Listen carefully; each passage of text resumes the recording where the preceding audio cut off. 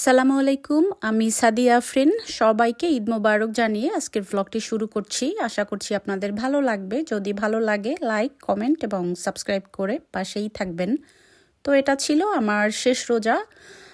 আমাদের এখানে যেদিন চাঁদ রাত ছিল, চাঁদ রাতের ভ্লগ। তো খুব তাড়াহুড়া করে ইফতার করছিলাম চাঁদ দেখার জন্য। তো আমি চাঁদ দেখার জন্য একটু বাইরে বের হয়েছি। বাইরে এসে চাঁদ খুঁজছিলাম। তো যেহেতু প্রথম দিনে অবশ্য কখনোই চাঁদ দেখতে পারিনি। আর এদিকে একটু ছোটোখাটো একটু ডেকোরেশনও করে নিচ্ছি, ঈদ মোবারক ডেকোরেশন। আর বাচ্চাদের নিয়ে চাঁদ দেখার জন্য একটু বের হব। এরপর হচ্ছে হাতে মেহেদি দেয়া সব কিছু মিলিয়ে চাঁদ রাতটা আসলে কেমন কাটছিল। তো বাইরে মোটামুটি ঠান্ডাই ছিল। তো আমি বাইরের দিকে তাকিয়ে দেখছিলাম, একদিকে ছিল একটু অন্ধকার।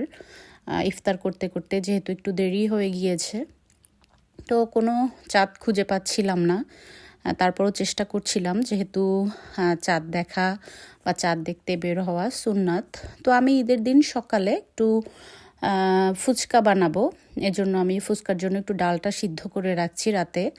তো ডাল সিদ্ধ করে এরপর আমরা মেহেদি দেওয়ার জন্য আমাদের নেইবারদের ঘরে যাচ্ছি।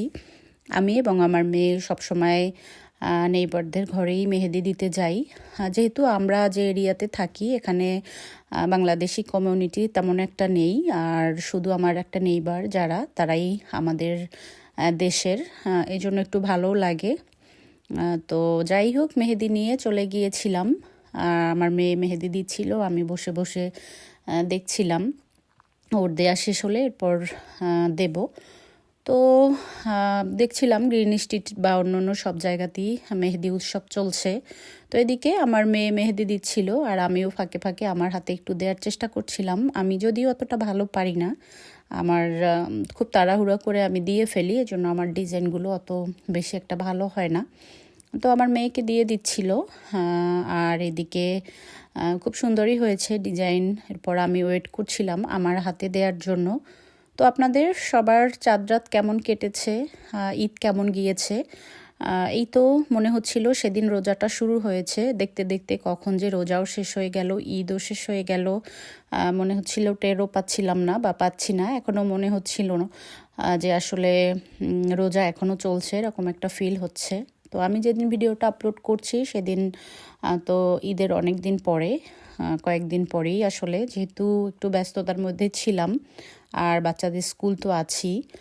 তো মেহেদি দিয়ে ঘরে এসে এটা ছিল আমার ঈদের দিন সকালবেলা। আমি ঘুম থেকে উঠে আমার মোবাইলে দেখছিলাম 7:30 বাজে, আর নিচে এসে দেখি আমার ঘড়িতে 6:30 বাজে।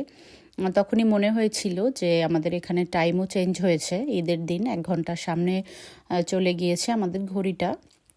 তো আমরা নামাজের জন্য রেডি হচ্ছিলাম। প্রথমে ঈদের দিন সকালবেলা একটা প্ল্যান থাকে যে সবার আগে নামাজটা পড়ে আসব, এরপর যে যাই করি না কেন।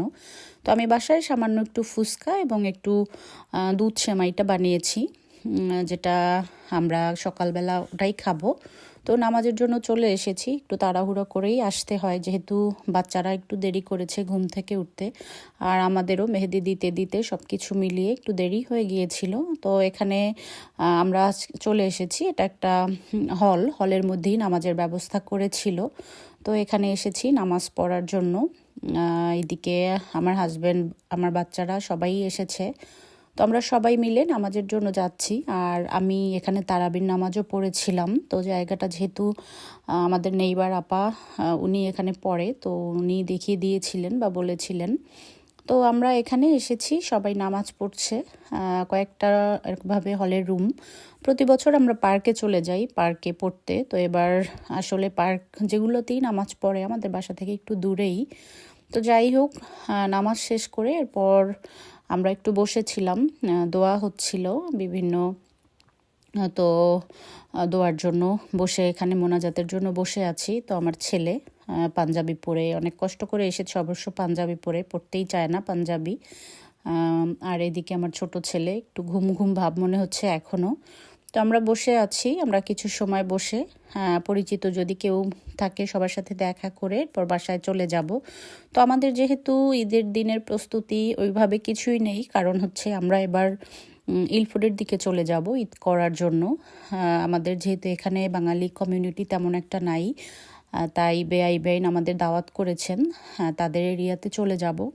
কয়েকবারই এভাবেই চলে গিয়েছি তাদের ওখানে, সকাল থেকে শুরু করে একেবারে রাত পর্যন্ত থেকে এরপর বাসায় এসেছি। তো আমরা নামাজ পড়ে বাসায় গিয়ে রেডি হয়ে এরপর চলে যাব। তো আমাদের নামাজ শেষ হয়েছে, শেষ করে বাসায় এসে আমি ফুচকাগুলো আগে ভেজে নিচ্ছি। আমার 2 নেইবারের বাসায় একটু সামান্য কিছু ঈদ উপলক্ষে কিছু খাবার পাঠাবো, জাস্ট একটু সেমাই, একটু ফুচকা। যেহেতু আমি তেমন কিছুই করব না, আমার অবশ্য তেমন কিছু করার ওইভাবে প্যারা ছিল না ওই দিন, তেমন একটা ঝামেলা ছিল না। তো যাই হোক, ফুচকাগুলো ভেজে নিচ্ছি, বাচ্চারাও খেতে চাচ্ছিল, আর সকাল সকাল বেশি মিষ্টি জাতীয় জিনিস খেতে চায় না, যেহেতু একটু সেমাই করেছি ওইটাই খাবে, আর সাথে ফুচকা। তো আমি ফুচকাগুলো উঠিয়ে নিচ্ছি, আর এদিকে কিছু রেখেছি আমার নেইবারদের ঘরে দেওয়ার জন্য। তাদেরকে কল দিয়েছিলাম, তো ওয়েট করছি, দরজা খুললেই দিয়ে আসবো। আর এখানে একটু সেমাই করেছিলাম, দুধ সেমাই, লাচি সেমাই, যেটা লাচ্চা সেমাইটা আমার ভালো লাগে খেতে। তো সব কিছু করে এখানে চলে এসেছি উপরে, এসে আমি রেডি হব। তো এবার আমি শাড়ি পরবো ঈদ উপলক্ষে। আমি এই শাড়িটা কিনেছিলাম, অবশ্য এটা আমি বাংলাদেশ থেকেই নিয়ে এসেছিলাম ঈদ উপলক্ষে। আর সাথে গহনাটা, জুয়েলারিটা আসলে পছন্দ হয়েছে আমার, বিভিন্ন কালারের স্টোন দিয়ে বিভিন্ন শাড়ির সাথে পরা যাবে। তো এই তো আমার মেহেদিটা দেখছিলাম আমি, মোটামুটি ভালোই হয়েছে কালারটা। আর এদিকে আমরা রেডি হয়ে এরপর বের হয়ে গিয়েছি ইলফোর্ডের উদ্দেশ্যে। যখন আমরা বের হয়েছিলাম তখন প্রায় 12:30 বাজে। আর ঈদের দিন এত সুন্দর একটা আবহাওয়া পাবো আসলে ভাবতে পারিনি। মাঝে মাঝে তো বৃষ্টি শুরু হয়ে যায়, ওই দিন একেবারে সারাদিনই খুবই চমৎকার একটা ওয়েদার ছিল। আর এই তো আমরা রেডি হয়েছি, আমার হাজব্যান্ড এবং আমি। বাচ্চারা অলরেডি গাড়িতে উঠে গিয়েছে। তো আমরা সবাই মিলে ইলফুডে চলে যাব, সবার সাথে আসলে দেখা হবে ওখানে। তো সারাদিনই দেখা, খাওয়া দাওয়া, ঘোরাফেরা। আমরা আমাদের বেআই বেআইনের সাথে এক ঘর থেকে আর এক ঘরে চলে যাই, ওখানে অনেক পরিচিত লোকজন আছে, সবার সাথে গিয়ে একটু দেখা করব। আর সবার ওখানে গেলে তো খাওয়া দাওয়া আনলিমিটেড আছেই। তো যাই হোক, এই তো আমাদের ঈদ আয়োজন আলহামদুলিল্লাহ এবার অনেক ভালো কেটেছে, সব কিছু মিলিয়ে খুব ভালোই হয়েছে। যেখানে যেখানে যেতে চেয়েছি মোটামুটি সব জায়গাতেই যাওয়া হয়েছিল। তো আপনাদের কেমন কাটছে সবার ঈদ আয়োজন? এদিকে আমার 2 ছেলে গাড়ির মধ্যে বসে আছে, ওদের একটু চেঞ্জ করিয়ে দিয়েছি, কারণ সারাদিন থাকবে যেহেতু ওখানে, পাঞ্জাবি পরে থাকতে চাইবে না। আমার ছোট ছেলে তো খুলে ফেলে, ওর একটু গরম বেশিই লাগে। তো এই জন্য দেখা যায় যে অনেক সময় কাপড় গেঞ্জি পরতেই পছন্দ করে, টি শার্ট পরিয়ে দিলে খুব পছন্দ ওর। তো যাই হোক, এই তো আমরা যাচ্ছি। কিছু কিছু গাছে এত সুন্দর করে ফুল ফুটে আছে, মনে হচ্ছিল প্রতিটা গাছের কাছে গিয়ে গিয়ে দাঁড়িয়ে একটু ছবি তুলি। আর এইদিকে আমরা চলে যাচ্ছি ইলফোর্ডের উদ্দেশ্যে। তো এখানে এসে একটু ছবি তুলে নিয়েছি। আর এত সুন্দর একটা, যখনই ক্যামেরাটা ধরছিলাম পাখিগুলো সুন্দর করে উড়ে চলে যাচ্ছিল।